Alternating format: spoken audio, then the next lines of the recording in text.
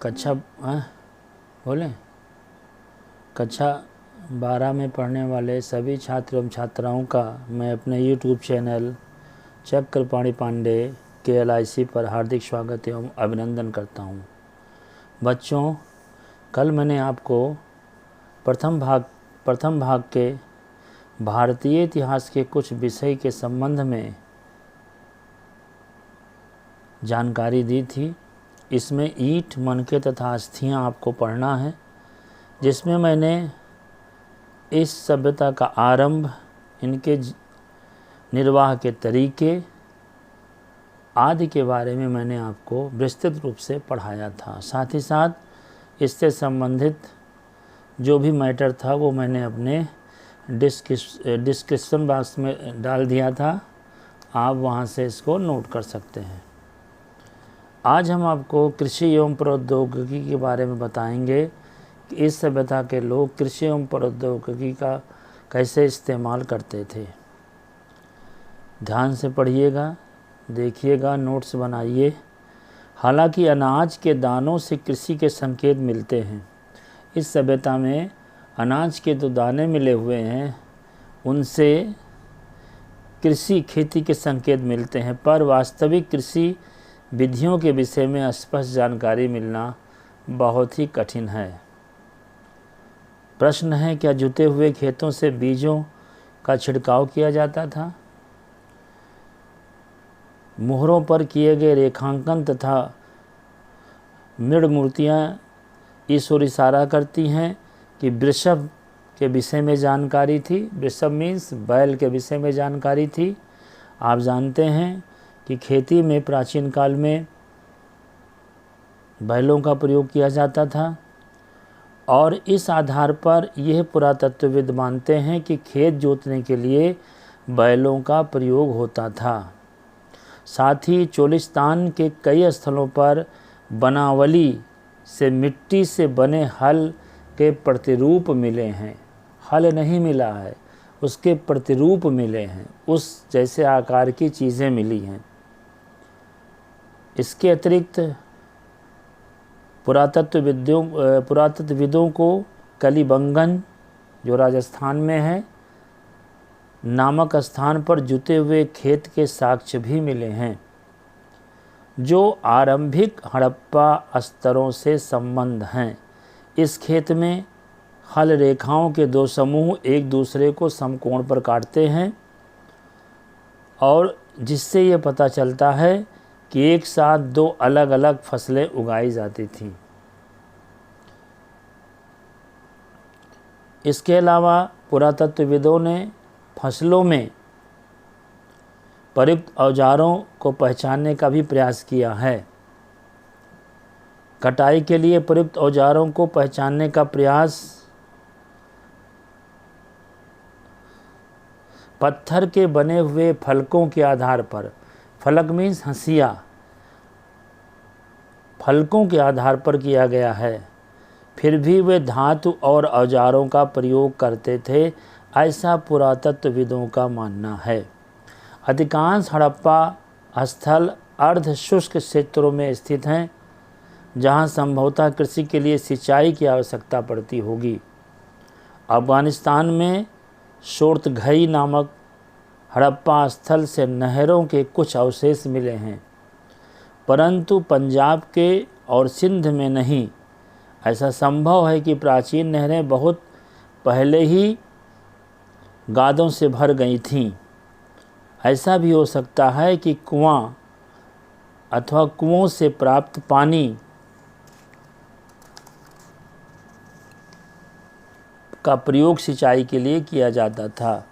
इसके अतिरिक्त धौलीवीरा में मिले जलाशयों का प्रयोग संभवतः कृषि के लिए जल संचयन हेतु किया जाता था। इसके संदर्भ में हम विस्तृत जानकारी आपको दे चुके हैं और इससे संदर्भ में जो भी चीज़ें हम आपको पढ़ा रहे हैं वो हम अपने डिस्क्रिप्शन बॉक्स में डाल देंगे। आप वहां से इन चीज़ों को नोट करके अपने नोट्स को तैयार करना प्रारंभ कीजिए। अब आता है अगला टॉपिक, मोहनजोदड़ो। हड़प्पा के साथ साथ मोहनजोदड़ो की विशेषता भी जाननी बहुत आवश्यक है। एक नियोजित शहरी केंद्र, ये बहुत इम्पोर्टेंट लेसन है। मोहनजोदड़ो में ऐसा बताया जाता है कि जो शहरों का विकास हुआ, जो शहरों का प्रादुर्भाव किया गया, शहरों को बसाया गया, वो एक निश्चित योजना के तहत बसाया गया।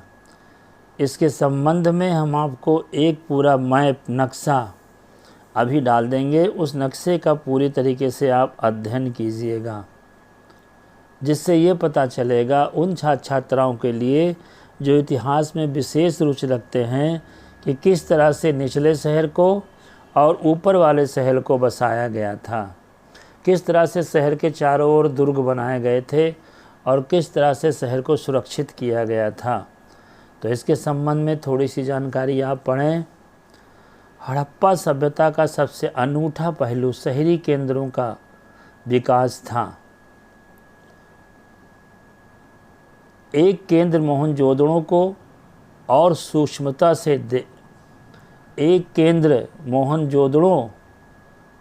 सूक्ष्मता से देखने से पता चलता है कि यह सबसे प्रसिद्ध प्राचीन स्थल रहा होगा। सबसे पहले खोजा गया स्थल हड़प्पा सभ्यता था। बस्ती 2 भागों में विभाजित थी। जो शहरीकरण की बात हम आपसे कर रहे हैं उसके बारे में बताते हैं कि जो बस्तियां बसाई गई थी वो 2 भागों में विभाजित थी। एक छोटा लेकिन ऊंचाई पर बनाया गया, एक छोटी बस्ती किंतु ऊंचाई पर बनाई गई थी, और दूसरी कहीं अधिक लेकिन नीचे की तरफ बनाई गई थी। ये मैंने आपको बताया निचला शहर, और ऊपर की ओर जो बनाया गया था शहर उसको दुर्ग कहते थे। पुरातत्वविदों ने इन्हें क्रमशः दुर्ग और निचला शहर का नाम दिया है। दुर्ग की ऊंचाई का कारण ये था कि यहाँ की संरचनाएं कच्ची ईंटों के चबूतरों पर बनी थीं। दुर्ग को दीवार से घेरा गया था, जिसका अर्थ है कि इसे निचले शहर से अलग किया गया था। दुर्ग हमेशा शहरों की सुरक्षा के लिए बनाया जाता है। प्राचीन राजा महाराजा भी दुर्गों का निर्माण करते थे अपने शहर की सुरक्षा के लिए। इसलिए निचले शहरों की सुरक्षा के लिए इन दुर्गों का निर्माण किया गया था। निचला शहर भी दीवार से घेरा गया था। इसके अतिरिक्त कई भवनों को ऊंचे चबूतरों पर बनाया गया था। आज भी आप जानते हैं ऊंचा चबूतरा मीन्स नींव, फाउंडेशन। कोई भी हम मकान बनाते हैं तो हम उस मकान के फाउंडेशन को ऊंचा ही रखते हैं, तो उसे यहाँ पर चबूतरे का नाम दिया गया है। और यही बात यहाँ पर आ गई कि जो नींव का काम करते थे, जिस भवन का, जिस मकान का फाउंडेशन मजबूत होता है वो मकान उतने दिन तक अधिक चलता है।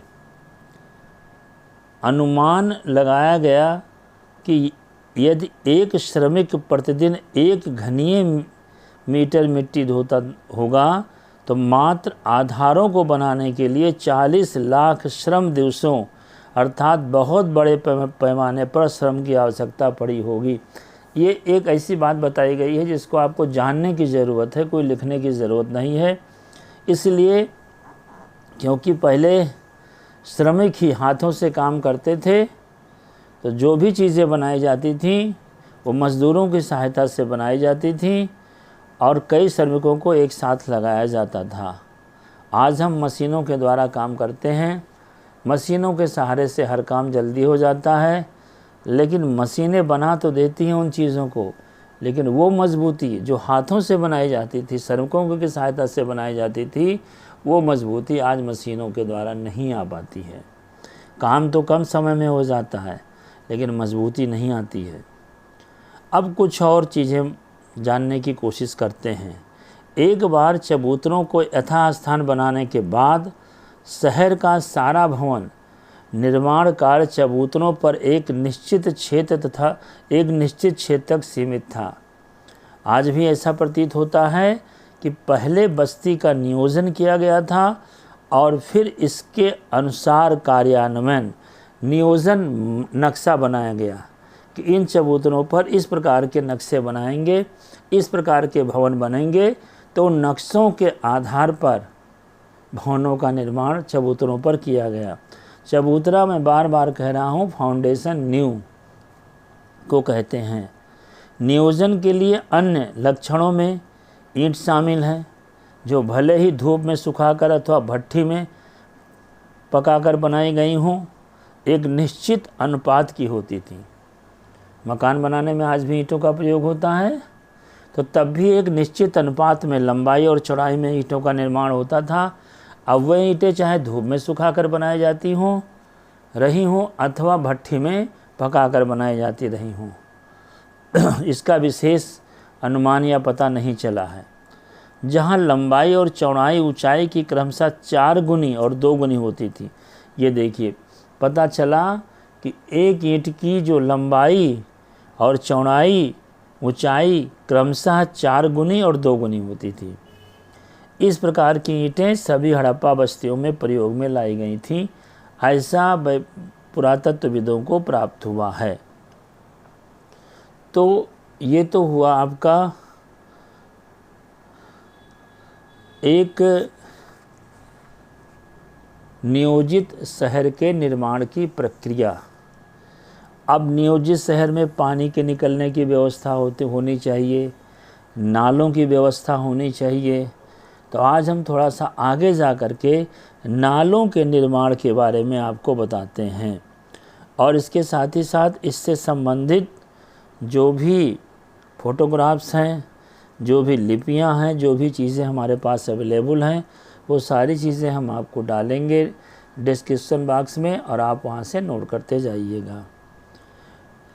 हड़प्पा शहरों की सबसे अनूठी विशेषताओं में से एक ध्यानपूर्वक नियोजित जल निकास प्रणाली थी। किसी भी मकान में एक सुंदर सा मकान बना लीजिए, लेकिन अगर पानी का निकास कायदे से नहीं होगा तो मकान की खूबसूरती अपने आप ख़त्म हो जाएगी।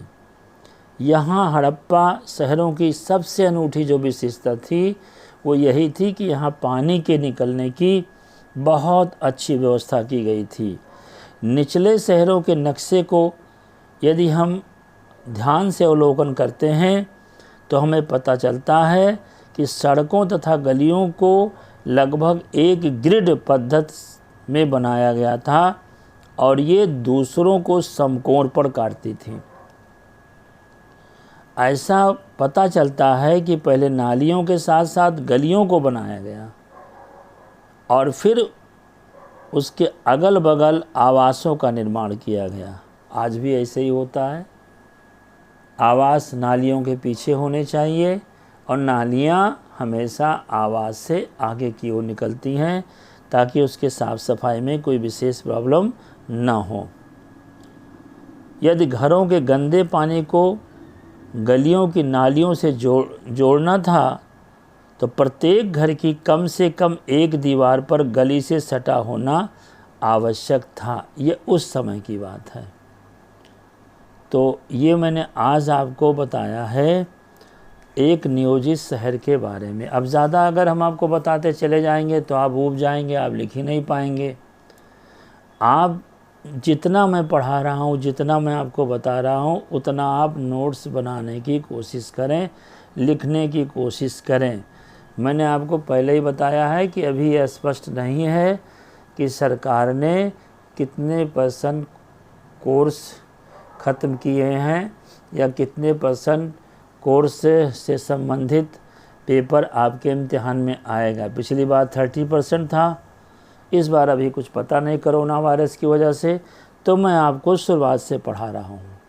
जो ख़त्म कर देंगे उसको आपको नहीं पढ़ना है, लेकिन जानकारी आपको बराबर प्राप्त करनी है।